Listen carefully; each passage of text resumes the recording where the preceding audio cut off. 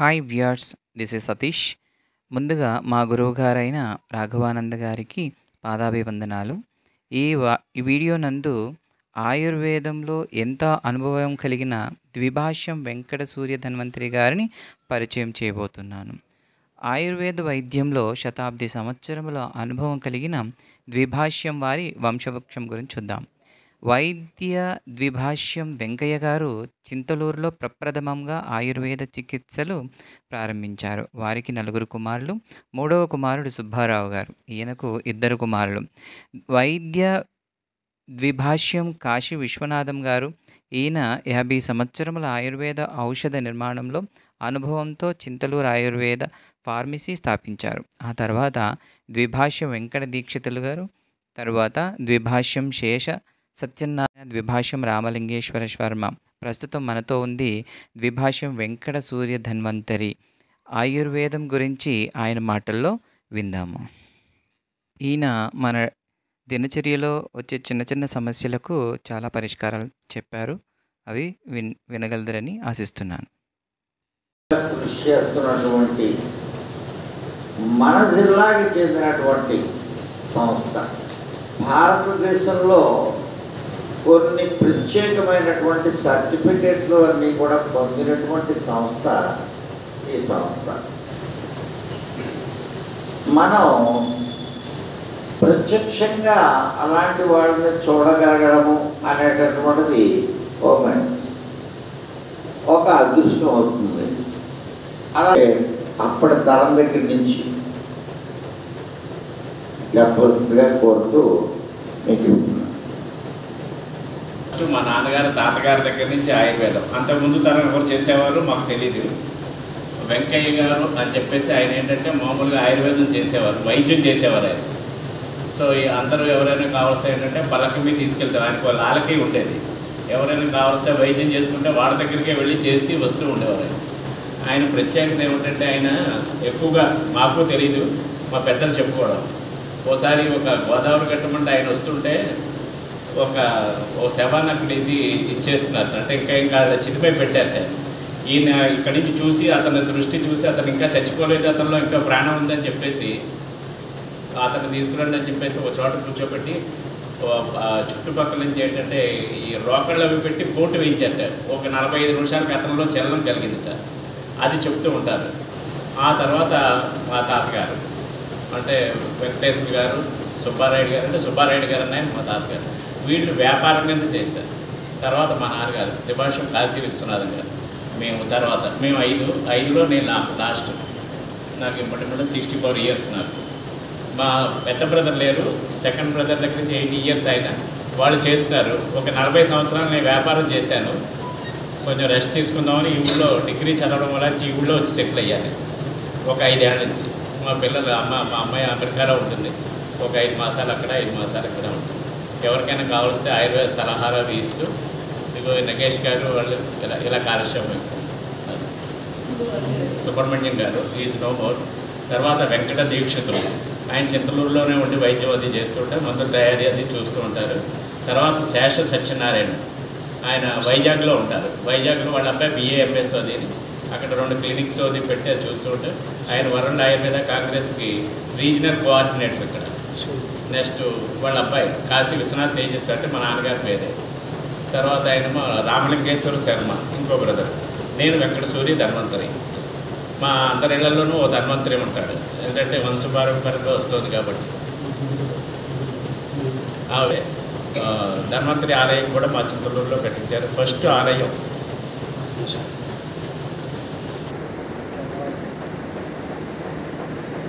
ఈ సంవత్సరం ఆదరసు ముత్యాలు వాటితోటి భస్మాలు తయారు చేయడంలోని ప్రసిద్ధులండి. వీరు వ్యాపార పరంగానే వారి వ్యాపారం గురించి చూసుకోకుండా మిగిలిన ఇతర వ్యాపార సంస్థలకి కూడా మ్యానుఫ్యాక్చరర్స్కి వీరు వెళ్ళి వారి వైద్య సలహాలు, అతను మందులు ఎలా తయారు చేయాలి కొన్ని అనేసి వీరి ఆధ్వర్యంలో ఇప్పుడు వీరు ప్రస్తుతం చేస్తున్నటువంటి పని. అందరూ ఈ రోజుల్లో ఎవరి స్వార్థం వాళ్ళు చూసుకునేటువంటి లోకంలోని ఇతర కంపెనీలు కూడా ఏంటి ఈ మందుని ఈ రకంగా తయారు చేయాలి అని గైడెన్స్ ఇస్తున్నటువంటి వారు కూడా అంటే లాంగ్ బ్యాక్ సెటిల్ అయిన వాళ్ళు, బట్ వాళ్ళు ఏంటంటే సిటిజన్స్, వాళ్ళు కూడా వైద్యం చేసుకుంటారు, ఆయుర్వేదం అది నమ్ముతారు. ఆ ముత్తాత గారి ఫోటో లేదు ఉన్నాయి. ఆ సీతమ్మ అపార్ట్మెంట్లోని వీరు కూడా మందులు తయారు చేయడం మళ్ళీ ఇక్కడి నుంచి ఇవ్వడం కూడా జరుగుతూ ఉంది. వీరు ప్రతి 2 రోజులకోసారి 4 రోజులకోసారి సంత రోజుకి వెళ్ళి అక్కడ మందులు తయారీ ఇవన్నీ కూడా చూస్తుంటారు. ఏంటంటే ఏమీ లేదు, మన వంటింట్లో ఉండేదండి మన జీవన విధానం. సాధ్యమైనంత వరకు ఎక్కువ మందులు వాడకుండా మనం ఏంటంటే కొంచెం ఆహార వ్యవహారాల్లో మార్పులు చేసుకుని ఆరోగ్యం చేయవచ్చు. ప్రతి చిన్నదానికి కూడా మనం ఏంటంటే మందు వాడితే మన బాడీ కూడా రేపటి నుంచి మందే కావాలన్నాడు. అది ఆయుర్వేదమైనా అవ్వచ్చు, అలోపతి అయినా అవ్వచ్చు. ఆయుర్వేదంలో ఏంటంటే సైడ్ ఎఫెక్ట్స్ అనేవి ఏమీ ఉండవు. అంటే కొంతమంది ఏదో సైడ్ ఎఫెక్ట్ ఉంటారు, కొన్ని శరీర తత్వాలకి ఆహారంలోనే కొన్ని వంకాయ తింటే పడదు, ఇలాంటివి కొన్ని ఉంటాయి. అది కాకపోతే ఏదైనా మందు వాడితే ఆ రోగం తగ్గి ఇంకో రోగానికి ఏమి వస్తుందని ఏంటంటే ఉండదు ఆయుర్వేదంలో. అది ఏంటంటే ఎక్కువ మందులు వాడకుండా మన జీవన విధానం, మనం ఏం తినాలి, ఎంత తినాలి, మనం ఏం చేస్తున్నాం, మనం చేసే వృత్తి ఏమిటి, దాని మీద ఆధారపడి ఉంటుంది. మన పూర్వీకుల నుంచి వచ్చిన జీన్స్ ఏమిటి, ఒక్కొక్క కుటుంబంలో ఒక్కొక్కటి పడదు, అది ఉంటుంది. దాన్ని ఏంటంటే ఇచ్చేసుకోవాలి. దాన్ని ఏంటంటే మనం పడేలా చేసుకోవడానికి కొన్ని ప్రక్రియలు మొదలెట్టాలి. అంటే ఎక్సర్సైజులు చేయడము, కొన్ని చేయడం. అది ఎప్పుడు ఏంటంటే బాడీని ఎప్పుడు క్లీన్ చేసుకుంటూ ఉండాలి. అంటే పూర్వం మనకేంటంటే 6 నెలలకి 5 నెలలకి ఒకసారి ఏంటంటే ఆముదం పట్టించేవారు. అంటే ఇప్పుడు ఈ తరంలో ఇంచుమించు ఒక 50 ఏళ్ల క్రితం నుంచి ఏమి లేకపోయి ఉండొచ్చు. అది అలా ఇప్పటికి కూడా చేసుకోవాలి. అభ్యంగన స్థానం అనేది కంపల్సరీ. మనం ఏంటంటే ఇప్పుడు ఎక్కువ పెద్ద ఈ కాస్టిక్ సోడా అవి ఉన్న సోపులు వాడుతున్నాం. శరీరానికి ఏంటంటే తేమ తగ్గిపోతుంది. మరి కూడా మన వాతావరణ పరిస్థితులు కూడా అలాగే ఉన్నాయి. సో నెలకు ఒకసారైనా సరే అభ్యంగన స్థానం. మళ్ళీ మనం వాడే పదార్థాలు కూడా ఏంటంటే ఆయిల్స్ అవి వాటిని కొంచెం జాగ్రత్తగా చూసుకుంటూ ఉండాలి. కొన్న వాటికన్నా సాధ్యమైనంత వరకు మన ఇంట్లో చేసుకున్న వాటి మీద ఎక్కువ ఆధారపడితే మంచిది. ఏదైనా తినచ్చు, మీకు ఏం కావాల్సే తినచ్చు. మితం భుక్తం. మనం ఏం పని చేస్తున్నామో ఎంత తింటున్నామో మనకు తెలియాలి. మనం ఏంటంటే రోజు తక్కువ తింటున్నట్టే అనిపిస్తుంది, కానీ మనం పని ఎంత చేస్తున్నాం, మన ఎక్సర్సైజ్ ఏముంది, మన శారీరక శ్రమ ఎంత ఉంది. అదే ఇప్పుడు 100 క్యాలరీలు తిని 2 క్యాలరీలు పని చేసామంటే ఎలాగ మనకి అది మనకు ఎవరి బాడీకి వాళ్ళకే తెలుస్తూ ఉంటుంది. ఒక 5-6 నెలలు మనం అలా ప్రయత్నం చేస్తూ ఉంటే మనకు తెలుస్తుంది. అలా చేసుకుంటాం. గవర్నమెంట్ కోటా ఇచ్చేదండి. అంటే గోల్డ్ కంట్రోల్ యాక్ట్ ఉన్నప్పుడు గవర్నమెంట్ కోటా ఇచ్చేది. అంటే కోటా అంటే తక్కువకి రాదు, వాళ్ళు బిల్లుతో ఇచ్చేవారు. 24 క్యారెట్ గోల్డ్ ఏంటంటే మార్కెట్లో అమ్మేవారు కాదు, అప్పట్లో బ్యాంకు ద్వారా వచ్చేది. ఇప్పుడు ఏంటంటే MMTC, minerals and metals corporation, trading corporation. ఇప్పుడు ఏంటంటే బులియన్ మార్కెట్లో ఎక్కడైనా కొనవచ్చు, బిల్లు ఇస్తే చాలు. బిల్లు కోసం 24 క్యారెట్స్ ఇస్తారు. ఇదివరకు ఇచ్చేవారు కదా, ఒక 50 ఏళ్ళకి, ఒక 30 ఏళ్ళ నుంచి ఫ్రీ మార్కెట్ కాబట్టి ఎక్కడైనా మనం కొనుక్కోవచ్చు. వెండి అవన్నీ కూడా బంగారంతో చేశారు. రజిత భస్మం వెండితో చేసి, తగర భస్మం అంటే టిన్, నాగభస్మం అంటే లెడ్. అంటే లెడ్ వాడకూడదు, మంచిది కాదు, ప్రమాదం అంటారు. కాకపోతే ఏంటంటే దానికి శుద్ధులు ఉంటాయి.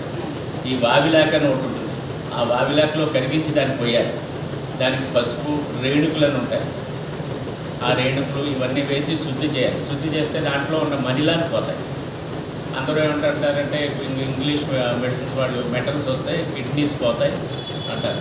ఇవన్నీ కూడా ఇంటెస్టైన్ ద్వారా పాస్ అవుతాయి, కిడ్నీ ద్వారా పాస్ అవ్వదు. మీరు ఎవరైనా ఒకసారి అబ్జర్వ్ చేయండి.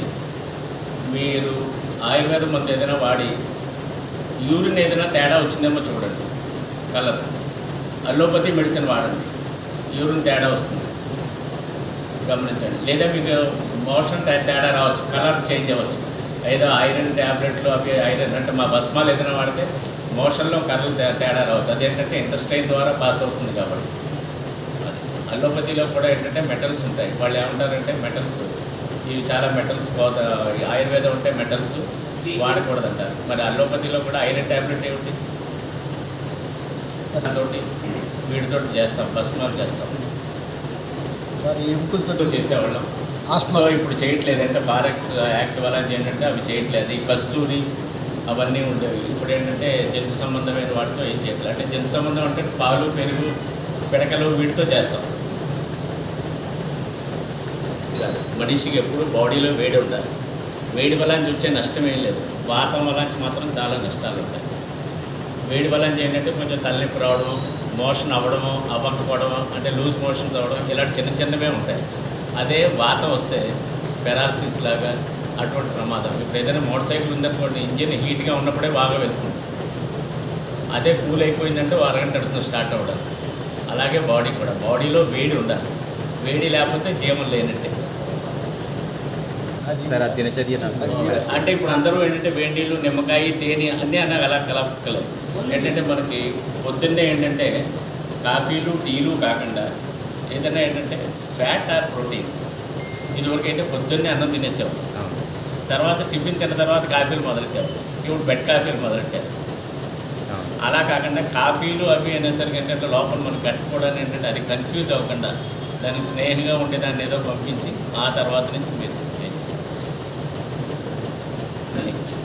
కోలన్ క్లీనింగ్ అనేది మస్ట్. 6 నెలలకో 8 నెలలకో విరోచనాలకు మాత్రలు వేసుకోవడము, లేకపోతే ఆమదం తాగడము. రోజు మాత్రం ఏంటంటే ఫ్రీ మోషన్ అవ్వాలి అందరికీ. మందులు ఏమీ వాడక్కలేదు. శుభ్రంగా నవిలి నెమ్మదిగా తింటే అందరికీ మోషన్ వస్తుంది. దగ్గు వస్తుంది.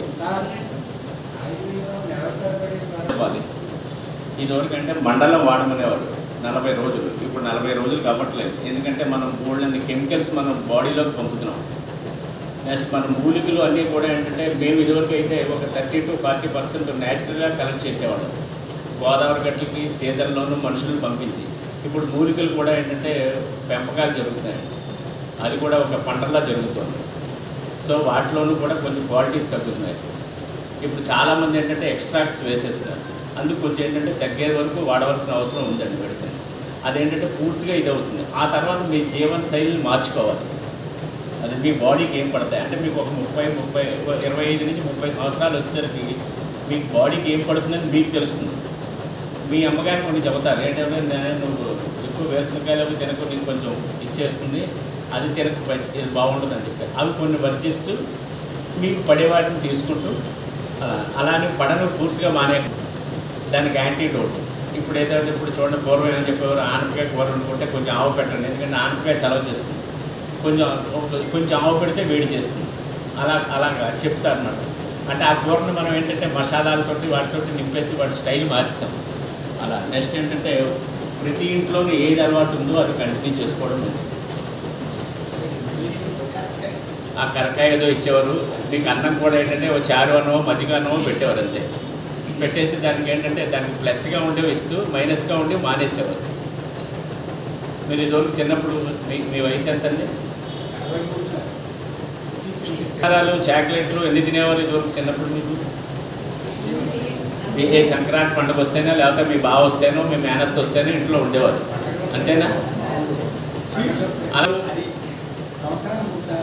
స్వీట్ తినేవారు, పంచదార స్వీట్ తినేవారా ఎక్కువ. ఇప్పుడు ఏమిటంటే మనం ఎవరింటికి వెళ్ళినా కొనుక్కు పట్టుకుంటాం, మన ఇంటికి ఎవరు వచ్చినా కొనుక్కు పట్టుకొస్తున్నారు. అది నచ్చకపోతే ఏంటంటే మనమే వెళ్ళి కొనుక్కుంటున్నాం. వీడు పంచదారతో చేశాడు అని మనం చెప్పగలం. పైన కాగితం రాసి ఉంటుంది, మనం చెప్పగలమా? పంచదార ఏంటంటే సూపర్ రిఫైన్డ్ అనమాట. దానివల్ల ఏంటంటే సైడ్ ఈ ఇంట్రెస్టైన్ అవి కెమికల్తో తయారవుతుంది. కెమికల్తో తయారైతే ఇంట్రెస్టైన్ ఏమవుతుందండి? ఇప్పుడు గోడకి సున్నం వేశారు, దీనికి ఇలా టాప్ లేదు, బాగా వస్తుంది, ఏమవుతుంది? అది పోతుంది. అలాగే మనం ఏంటంటే ఎక్కువ కెమికల్స్ వాడుతుంటే ఆ ఇంట్రెస్టైన్గా ఉంటే ఒక జిగురు పదార్థం పోతుంది. పోతే ఏం తిన్నా మంట రావడం. అలాగే కరోనా టైంలో అందరూ ఇంత పసుపు వేసుకుని పాలు తాగండి అన్నారు. అది దానికి రెసిస్టెన్స్ అన్నది ఒక రోజులో డెవలప్ అవుతుంది. మీ జీవన విధానాన్ని బట్టి డెవలప్ అవుతుంది. అది అన్నది ఏంటంటే మిల్లిగా డెవలప్ అవ్వాలి. లేకపోతే యూరియా వేసిన ఇదిలా ఉంటుంది, లేదా మనం పేడ వేసి ఇంట్లో చెత్త వేసి పెంచింది ఎలా ఉంటుందో దాని బలం ఎలా ఉంటుందో, యూరియా వేసి పెట్టిన మొక్క బలం ఎలా ఉంటుందో అలా ఉంటుంది. మీరు ఏంటంటే రోజు కంపల్సరీగా అందరూ చారు పోసుకోవాలి. ఆ చారులోనే పసుపు ఉంటుంది. అలాగేంటంటే ఆ కషాయం అనమాట, అదే ఆ చారే కషాయం. కొంచెం ఎక్కువ పోసుకుని తాగితే ఏంటంటే జీర్ణక్రియ బాగుపడుతుంది, సుఖ విరోచనం అవుతుంది. ఇప్పుడు ఉందనుకోండి నూనె పదార్థాలు మానేయండి, కొంచెం మిరియాలు అవి వేసుకో, ఆహారంలో కొంచెం మిరియం ఉండేలా చూసుకోండి.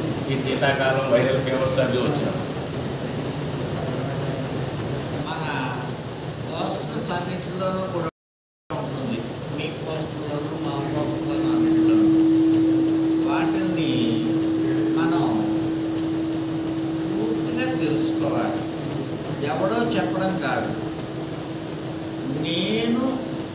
తెలుసుకోవాలి అనే కుతూహలం ఉంటే మనం తెలుసుకుంటాం.